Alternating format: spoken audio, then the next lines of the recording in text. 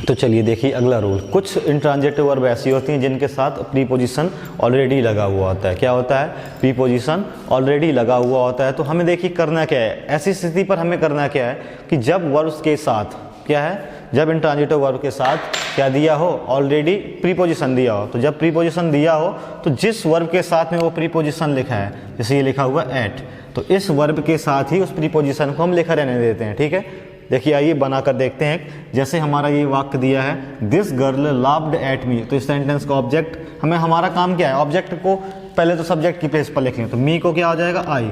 अभी टेंस कैसा है? पास्ट का है। आपको दिख रहा होगा वर्ब की सेकेंड फॉर्म या थर्ड फॉर्म, लेकिन होती कौन सी? सेकेंड फॉर्म उसकी, क्योंकि सेकेंड फॉर्म भी ऐसी होती है और थर्ड फॉर्म भी ऐसी होती है। तो मतलब ये कौन सी फॉर्म हुई? Second form. तो देखिए क्या हो गया, पास्ट इंडिफिनिट हो गया। तो आई, और आई के साथ क्या लगाएंगे हम?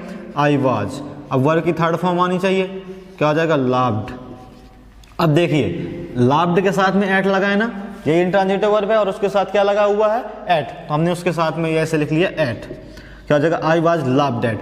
अब हमारा काम क्या है? प्रीपोजिशन लगाना, by this girl, by this girl. देखिए इतना आसान है, हमें ये प्रीपोजिशन, तो हमें अपना प्रीपोजिशन लगाना ही है। ये तो इंट्रांजिटिव वर्ब का प्रीपोजिशन था।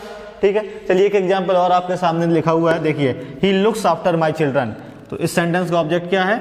My children. तो हमने बना दिया माई चिल्ड्रन। अब ये कैसा है? प्लूरल, प्लूरल नंबर है। अब हमें तो सबसे पहले टेंस पहचानना है। तो टेंस कौन सा है? प्रेजेंट इंडेफिनिट है। देखिए वर्ब के साथ में क्या लगा है? एस। तो माई चिल्ड्रन क्या लग जाएगा? आर, क्योंकि ये प्लूरल नंबर है, आर। फिर लुक्स, लुक की थर्ड फॉर्म लुक्ड। अब देखिए इसके साथ क्या लगा है? प्रीपोजिशन आफ्टर, क्या हो जाएगा? Looked after. और फिर क्या लग जाएगा? By him. देखिए इसके लिए, इस एजेंट के लिए तो हमें ये बाय प्रीपोजिशन लगाना ही पड़ेगा। ये प्रीपोजिशन जो है ना, ये इस वर्ब का, ये इंट्रांजिटिव वर्ब का प्रीपोजिशन है। ठीक है, इसलिए हमें अपने एजेंट के लिए, जो ये हमारा सब्जेक्ट था, इसी को हम एजेंट बोलते हैं, इसके लिए हमें बाय प्रीपोजिशन तो लगाना ही पड़ेगा। चलिए ये एक छोटा सा केस था, वर्ब विथ प्रीपोजिशन। तो चलिए जानते हैं वर्ब्स विथ टू सब्जेक्ट। देखिए वर्ब विथ टू सब्जेक्ट, कुछ अब वर्ब हमारी ऐसी होती हैं, देखिए फॉर्मेट क्या होगा उसका? सब्जेक्ट लिखा होगा, उसके बाद वर्ब दी होगी। अब वर्ब के बाद एक ऑब्जेक्ट होता है हमारा डायरेक्ट ऑब्जेक्ट, ठीक, और एक होता है इनडायरेक्ट ऑब्जेक्ट। ठीक है, तो ऐसी स्थिति पर हम करते क्या हैं, या तो हम इसको ऑब्जेक्ट मान लें या तो पहले हम इसको ऑब्जेक्ट मान लें। ठीक है, तो देखिए जैसे ये हमारा एक एग्जाम्पल लिखा है। ठीक है, क्या लिखा है? ही गेव मी अ रुपी। क्या लिखा है? ही गेव मी अ रुपी। इसको हमें पैसों में बदलना है। तो देखिए बहुत ही सिंपल सा है, आसान है। आपको बस ये स्ट्रेटजी याद रखना है, आपको ऑब्जेक्ट आप पहले मानना किसको चाहते हैं। ठीक है, तो देखिए क्या लिखा है? ही गेव मी अ रुपी। तो अभी देखिए हम पहले इसको बनाकर, इससे करके बना लेते हैं। ठीक है, मी को, जैसे हमने मी को ऑब्जेक्ट अभी मान लिया। ऑब्जेक्ट तो इसमें दो हैं, एक ये है और एक ये है, एक डायरेक्ट ऑब्जेक्ट है और एक इनडायरेक्ट ऑब्जेक्ट है। अब बात कर लेते हैं डायरेक्ट और इनडायरेक्ट क्या होता है। तो डायरेक्ट ऑब्जेक्ट वो होता है जिसमें निर्जीव वस्तुएं आती हैं। ठीक, डायरेक्ट ऑब्जेक्ट क्या होते हैं? वे वस्तुएं जो निर्जीव हों। ठीक है, और इनडायरेक्ट ऑब्जेक्ट क्या होते हैं? जो जीवित हों। तो इसमें से जैसे मी, इसमें तो यही है ना, तो इसमें क्या हो जाएगा? मी। तो अब किससे स्टार्ट करें हम? पहले मी, तो मतलब क्या बन जाएगा? आई। क्या लगा? आई। अब टेंस है पास्ट इंडेफिनिट, क्या लग गया? I was. अब क्या आता है? वर्ब की थर्ड फॉर्म, गिव की थर्ड फॉर्म क्या आ जाएगा? गिवन।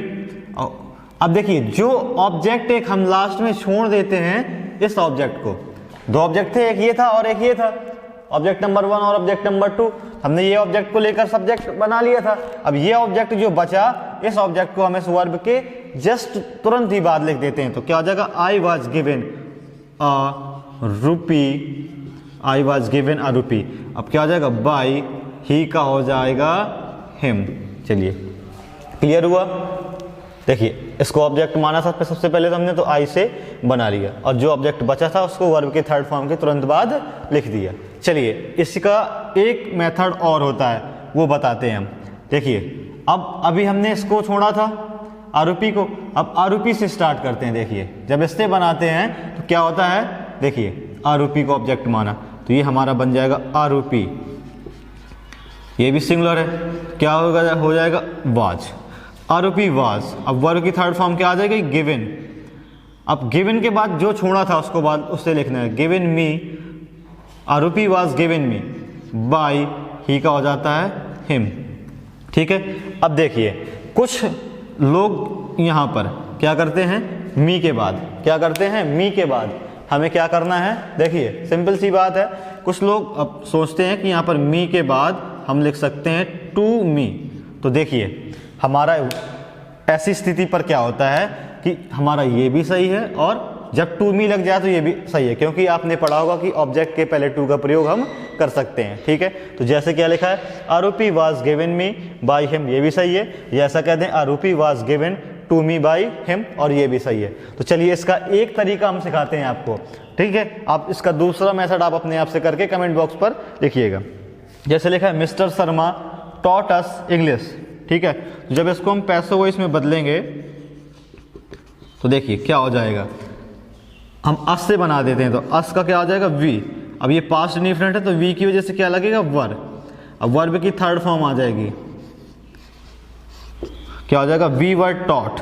अब टॉट के बाद जो ऑब्जेक्ट छोड़ा था उसको यहीं पर लिख लेंगे, वर्ब की थर्ड फॉर्म के बाद क्या हो गया, वी वर टॉट इंग्लिश। अब क्या हो जाएगा, बाय मिस्टर शर्मा। तो चलिए यहाँ तक क्लियर हुआ। अब इसका जो दूसरा मेथड है उसको आपको यहाँ पर कमेंट बॉक्स पर लिखना है चेंज करके। ठीक है, we were taught English by mister Sharma, ये हमने बता दिया।